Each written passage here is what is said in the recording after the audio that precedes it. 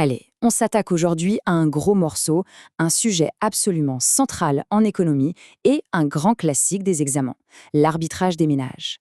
En clair, comment l'argent est réparti entre ce qui est dépensé et ce qui est mis de côté. C'est vraiment le cœur du budget de tout le monde. Et on va décortiquer ça ensemble, pas à pas. Voilà notre plan de bataille. On va commencer par la base, la ressource numéro 1, le revenu. Ensuite, on verra la réalité des dépenses. Puis, on creusera les raisons qui poussent à épargner. Et on finira avec une bonne synthèse, impeccable pour les révisions. Bon, on entre dans le vif du sujet. Avant même de se demander si on consomme ou si on épargne, il faut bien comprendre de quel argent on parle. Quelle est la ressource de départ, celle dont on dispose vraiment? C'est le point de départ de toute l'analyse. Tout commence avec ce qu'on appelle le revenu primaire. C'est, si vous voulez, le revenu brut, avant que l'État ne s'en mêle. Il vient soit du travail, le salaire tout simplement, soit du capital, comme des loyers qu'on perçoit ou des dividendes. C'est la première brique. Mais attention, ce n'est pas encore l'argent qu'on a sur le compte pour faire les courses. Et c'est là que les choses sérieuses commencent. Ce revenu primaire, il est transformé par ce qu'on appelle la redistribution. D'un côté, l'État va soustraire des choses, les impôts, les cotisations sociales. Mais de l'autre, il va en ajouter. Ce sont les prestations sociales, comme les aides, les allocations, les retraites. Et ce qui reste à la fin de cette grande opération, c'est le concept clé à retenir, le revenu disponible brut, le fameux RDB. Alors là, attention, c'est un point absolument crucial pour une copie d'examen. L'indicateur pertinent, ce n'est pas le salaire brut, mais bien le RDB. C'est ce montant final qui mesure la vraie capacité d'un ménage à dépenser ou à mettre de côté. C'est la variable de référence. Bon, avoir un certain revenu, c'est bien. Mais concrètement, qu'est-ce qu'on peut acheter avec? C'est toute la question du pouvoir d'achat. Pour le calculer, c'est assez simple. On prend l'évolution du revenu disponible et on lui retire l'évolution des prix, c'est-à-dire l'inflation. Il faut bien comprendre que si les prix augmentent plus vite que le revenu, eh bien le pouvoir d'achat baisse, même si on a plus d'euros sur notre compte en banque. On a donc le revenu. Maintenant, voyons ce qu'on en fait. Comment on le consomme? Et surtout, la grande question, est-ce qu'on a vraiment le choix dans la manière de le dépenser?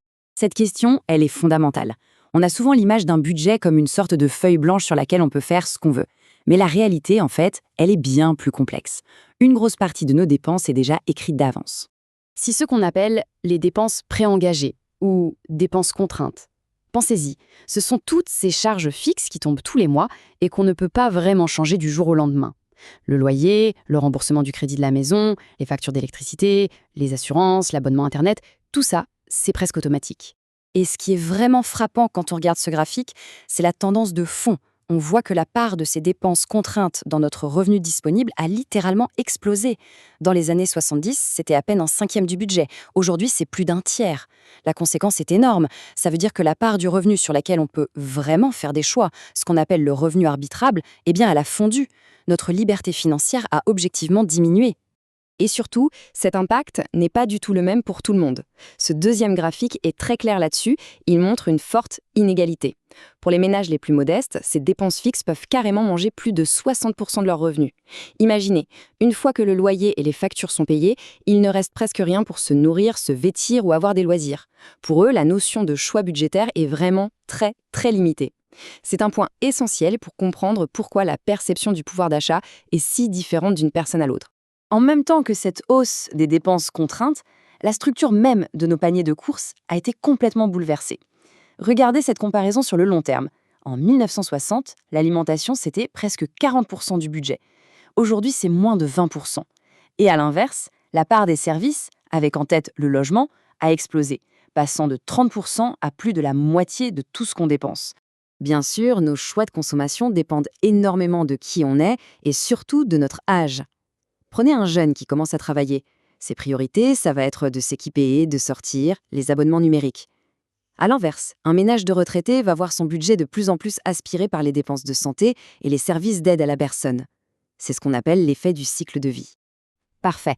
Maintenant, regardons l'autre côté de la médaille. Le revenu qui n'est pas dépensé, il est, par définition, épargné. Mais au fond, pourquoi est-ce qu'on épargne? C'est une question essentielle, parce que l'épargne, ce n'est pas juste ce qui reste. C'est un vrai choix, un acte réfléchi. On peut distinguer 3 grandes raisons qui nous poussent à mettre de l'argent de côté. Premièrement, l'épargne de précaution, le fameux matelas de sécurité. Deuxièmement, l'épargne pour un projet, pour financer un achat futur comme une maison ou des vacances. Et enfin, l'épargne de long terme qui vise à se construire un patrimoine. Faisons un zoom sur l'épargne de précaution, parce qu'elle est hyper importante. Elle sert à faire face aux coups durs, aux imprévus, une perte de boulot, un pépin de santé, la voiture qui lâche. Son évolution est un indicateur économique très précieux car elle reflète directement la confiance des gens dans l'avenir. Cette phrase résume tout parfaitement. Quand l'économie va mal, que l'avenir est incertain, le réflexe est quasi systématique. On augmente son épargne de précaution. On se serre la ceinture au cas où. C'est un comportement de prudence qui, à grande échelle, peut d'ailleurs ralentir l'économie.